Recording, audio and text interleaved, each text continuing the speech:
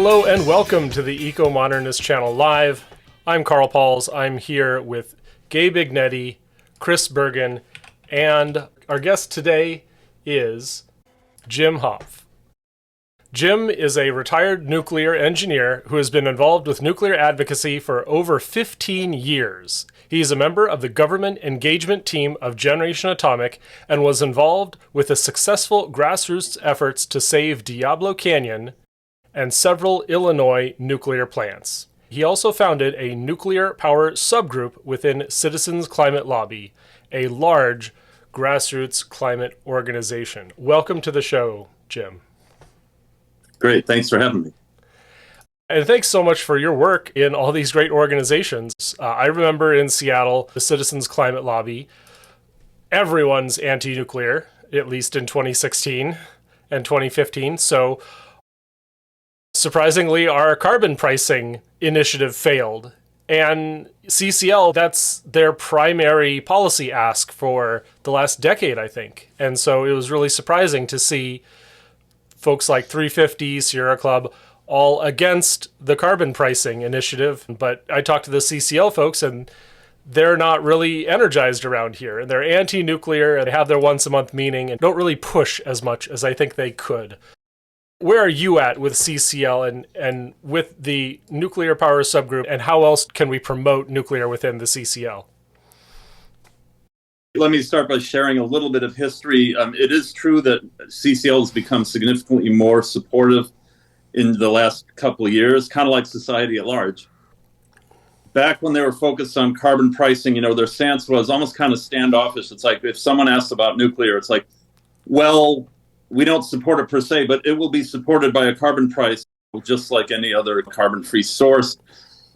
And I had a couple thoughts. That doesn't sound very positive. You're kind of projecting uncomfortable with nuclear, and that's not going to work with pro-nuclear legislators. So I tried to form this nuclear action team within CCL. It actually took me like 2 years for CCL headquarters to give the permission for me to form that group. And it's kind of like what you're saying. Their perception was that a lot of them, their membership was anti-nuclear, and they were wondering what the reaction was going to be. My motivation at first was I thought that the nuclear industry would benefit from carbon pricing. So we should take the gospel to them and line up a powerful supporter of carbon pricing. And that was going to be the first job of the team, is to lobby nuclear utilities. Like Constellation, for example, was very much on board. Some of the other ones, though, it was actually disappointing. They preferred subsidies to a carbon price. Once we got the team started, yes, we had a forum. There's the lobbying of the nuclear industry. And the third objective of the action team is to provide a source of information for CCL members. Oh, and also giving them advice on how to speak to nuclear supportive legislatures. Like one of the first things we did is we said, okay, your training/guidance about what you should say when nuclear comes up, you need to research their position. If they're nuclear supportive, you need to say, if you like nuclear, carbon pricing is for you, with enthusiasm. That's the approach you need to take. So getting them to take a stance on nuclear, or perhaps even support nuclear-related bills, that was kind of more off the table because the story was very clear. They're singularly focused on carbon pricing. But as you said, carbon pricing has kind of been put on the back burner. Once we form climate policy, usually it's like 5 or 10 years before the U.S. government takes a major stab at climate policy again. So that kind of left CCL with an identity crisis. It's like, okay, well, what do we do now? And to this day, they're kind of having that soul-searching conversation. And as a result, they were considering kind of broadening themselves a little bit, kind of becoming more like a typical environmental group where they don't just take a stance on one policy. Meanwhile, I think, Carl, you also mentioned that CCL is kind of unique among environmental groups in that they think that we're going to need conservative support to have a lasting climate policy, because we want it to last through. If we have a Republican administration, we don't want to see it all go away. So they believe that it requires bipartisan support. So they've been very active in courting the conservatives. And one thing that's happened is that, again, over the last couple of years, is that there's been a lot of interest in nuclear, especially for conservatives. And whenever CCL talked to conservative legislature, like they said, so what about nuclear power? The legislators are saying, what's your take on that? What's your stance on that? And they kind of like didn't have anything to say. So I should also mention that the Nuclear Action Team did a polling of CCL members, and maybe in Seattle, Carl, you're kind of in a particularly anti-nuclear area, but the results were quite promising. It showed that like between 75 and 80% of CCL members and chapter leaders supported nuclear in general. Like, we had a few questions like, do you support keeping existing plants open? Do you support new plants? And the third question kind of was like putting people on the spot. It was, if you had a choice between phasing out fossil or phasing out nuclear, which would you choose? And a CCL is just going to have to say, well, we choose phasing out fossil. Kind of a backdoor way of saying, so you do support existing plants, right? Anyway, and only a few percent were anti-nuclear. There was kind of like 20% that was like, it depends, or not sure, or don't know. So the message to CCL leadership was that there's no hardcore opposition to nuclear in this more moderate climate organization. It's not as dogmatic as the Sierra Club. There's signs that there's not a lot of opposition, and also they need to branch out and have be about something other than carbon pricing. And thirdly, conservatives, as well as people in general, are very interested in nuclear. Also, if you're a CCL member, it's like you're supposed to appreciate something that the legislator has done. Just in general, for some legislators, you can't find anything climate related, so you appreciate them for something else. It's certainly true that it's copacetic for a CCL chapter to express appreciation for work someone's done to help nuclear, because after all, that reduces emissions. Carbon pricing is the primary ask. And if they don't like that or whatever, then you follow up with, well, maybe you might be interested in this. Okay, that's what a secondary ask is. It being endorsed as a secondary ask. So yeah, CCL is definitely moving kind of in the more supportive of nuclear direction. That's great. Chris, go ahead. I'm also involved with CCL, not quite as deeply as Jim, but I was at the Conservatives Conference in March when CCL announced they were going to be pro-nuclear, and they just came out. The leader of CCL just came out of the blue saying, hello, welcome to the conference, and we've got an announcement, and one of the opening announcements was, we are now pro-nuclear. About half the room was very ecstatic. I was shocked. I forgot to clap, honestly. Yeah. And suddenly the tables flipped, and I can say I'm pro-nuclear openly as part of CCL. And it was kind of the role that they have was that they are pro-clean energy, rolled something out, and they didn't have things this is the first time I saw CCL roll something out, and they didn't have things to back it up. They didn't have a laser talk for like an elevator pitch to someone ready to go. They didn't have a talk by an informed person explaining this is the changes we're making and why we're making them. All I had was the announcement saying that CCL was pro-nuclear. I will also mention very briefly, I'm in Iowa, and there's a gentleman who's involved in several environmental groups. When he heard about carbon fee and dividend and things, he was in favor of it. He kind of shifted away from CCL because he was against it, because he saw an open carbon fee and dividend help nuclear, and he was so anti-nuclear he could no longer be a part of CCL actively. Yeah, well, you'd be shocked to learn that polling shows that the tribalism is so obvious. Mm-hmm. Concern about climate versus support for nuclear are negatively correlated. The people who claim they care about climate change most are the least pro-nuclear. What it is, they've joined this tribe. And, the tribal leaders like Sierra Club, they claim to be very concerned about climate, but they also are anti-nuclear. And what's so interesting is that maybe it's true of you guys too, but most of the pro-nuclear advocates, they're come from the progressive side of the spectrum. So it's kind of weird. I think people who are, if you poll the general populace and you poll people who say they're really concerned about global warming, in other words, they're in with the Sierra Club and the NRDC, They probably don't know much about nuclear, but they'll say, oh, yeah, I'm not really supportive of nuclear. I've heard bad things about it. But if you talk about the people who are really involved with nuclear advocacy, interestingly, no, they're not conservative. They are from the progressive part of the spectrum. And when you think about it, it makes sense because a lot of the motivation or raison d'etre or whatever for nuclear does have to do with the environment. So, they have really moved in recent years.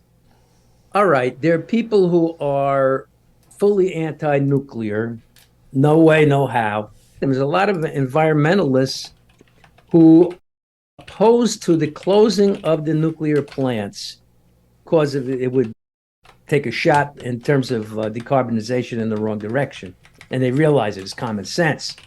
But at the same time, they're not really pro-nuclear because if you ask them further, they will tell you that they want 100% renewables, but they don't want to see the nuclear power plants shut until you actually have something in place that is doing the job and replacing it. So that's how they feel about it.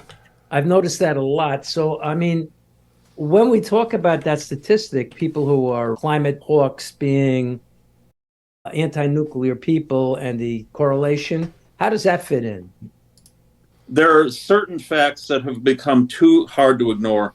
A lot of people are realizing that they don't have any valid arguments against keeping existing nuclear plants. We're coming around to consensus on that point.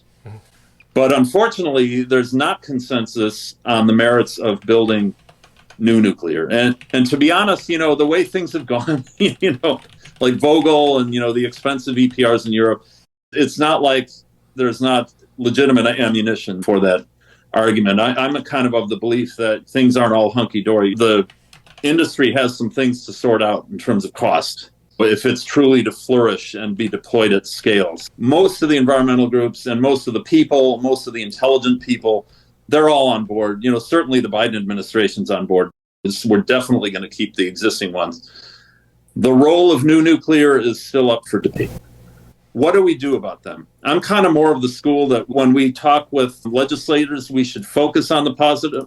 Sure, if the legislator asks a question, what about this? Okay, we need to have answers ready. But if you're asking me if this is something that we should make a major effort on, which is addressing the anti-scaremongering arguments, I would actually say no. Personally, that's my opinion. I would not. I would just let it go. A growing share of kind of the moderate or objective, open-minded electorate, we're winning them over. They're the people we should focus on. Your conundrum is that you have people listening to you from all parts of the spectrum. So I think if we need to focus on either the neutrals, make them somewhat supportive of nuclear, or perhaps take some of those somewhat supportive of nuclear and turn them into actual advocates. That's where I think we should apply most of our effort, because that'll yield political rewards. The solution isn't to convince everybody. The solution is to outvote them. This is political science 101. So we need to build a coalition that simply outvotes them. These guys are always going to be there, although they're getting older. Dying. They're always going into the mud pit with the pig that enjoys it. I don't think that's the way. We should be ready. If the question is forced on us, especially from a legislator or something, we need to be ready. But we should at least try to just focus on the positive. We shouldn't voluntarily or proactively talk about scary stuff, like the waste, and horrible accidents that have to be prevented at any cost. I get pressure to this day among nuclear advocates to say, well, we need to talk about the waste proactively, because that's what this legislator is really concerned about. And I'm like, there's no real right or wrong answer here, black and white, but I'm of the school where I tend to push back against that. The only thing, maybe, is that in talking about nuclear accidents, we can demystify them just a little bit. Have you had a good experience demystifying something scary? I don't recall having a successful experience with a legislator on that topic. Okay, and if you have someone who's maybe not as pro-nuclear, again, this is maybe CCL training. You try to speak to values they do have and try to make the positive case. Okay, to the extent you would talk about accidents and waste, you would maybe do it in a positive way. Like, instead of talking about, oh, there's a big risk, this is a real problem, just say there are new designs that will reduce accident risk. Kind of potentially a negative topic, but I'm saying it in a positive way. Or look at this wonderful reactor here. It can recycle nuclear waste. Try to do it in a positive way. Yeah, it's easy. It's easy to do it. It's easy. We have good news to tell on that. You could just list all the nuclear waste accidents in the United States, sipping your beer while they're waiting for you to list them, and keep sipping, keep sipping. Yeah, there weren't any.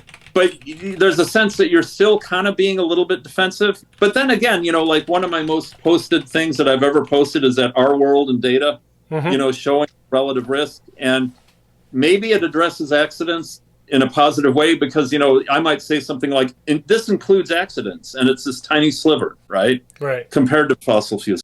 Yeah. And that has always been positively responded to. I give presentations when I show that. And even people who weren't necessarily all that pro-nuclear, they're shaking their heads, when they see that graphic. Yeah. So it kind of indirectly touches on accident and waste risk, but it presents it in such a positive way. It says, look, even with all you've heard about these horrible things, nuclear is way safer than other sources. See, that's kind of what I'm all about. I don't try to say, well, you're right, that's unacceptable. That's something I would never say, an unacceptable risk. But I'm more about perspective than making promises. It's like, you're right, we can't have this accident risk. We're going to go to the ends of the earth to make sure it never happens again. No, because you can't promise that. It doesn't reassure them. I instead opt for perspective. In other words, I don't like future promises. I like to talk about the record because people trust the record. They don't trust you when you make a promise. Like, we promise we're going to recycle the fuel. It's right. Like, instead, I go with the record. It's like, look, even with all the accidents that have happened, even reactors that are way more dangerous that we'll ever see again, like Chernobyl, even with all of 60 years of waste management, right? Look at this.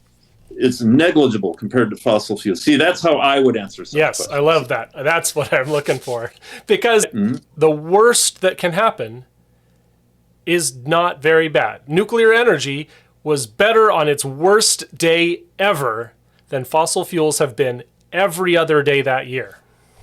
I very often say that even a nuclear meltdown accident, the statistics show that fossil power generation worldwide kills more people every day than that. And by the way, that's assuming LNT. Actually, it's every hour. If you look at Fukushima, Chernobyl's this frustrating outlier because it's not applicable. It shouldn't be applied. Fukushima is more fair game. It either caused no deaths, or if you use a conservative LNT approach, it's what world fossil fuel generation causes every hour. I hope that sinks in with some people. Another thing to say, and again, this is me being kind of aggressive, but people will say, well, what about the negative effects on people's lives?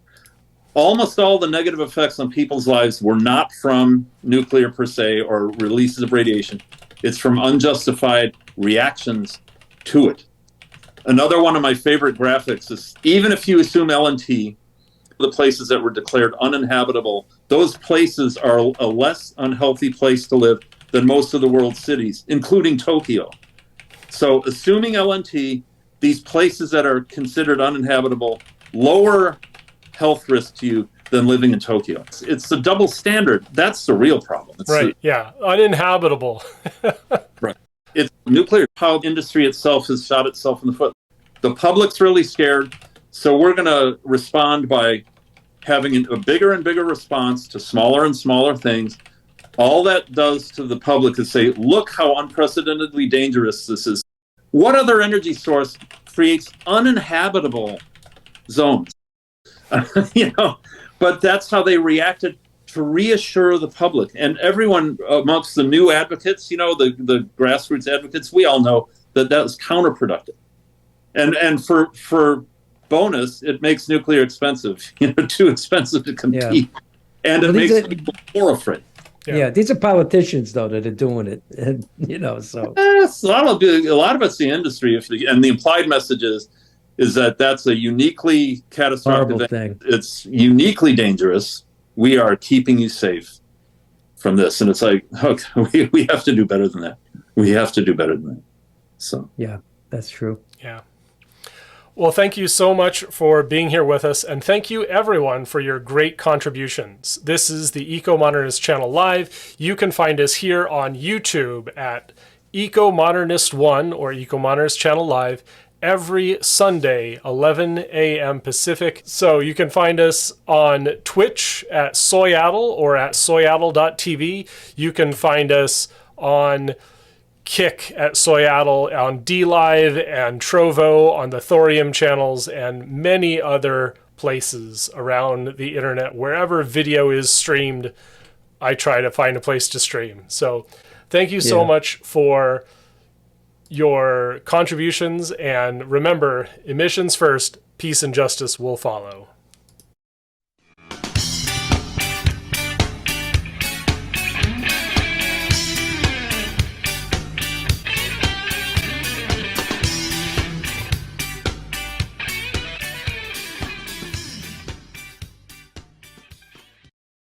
Please subscribe to us on YouTube, Ecomodernist channel.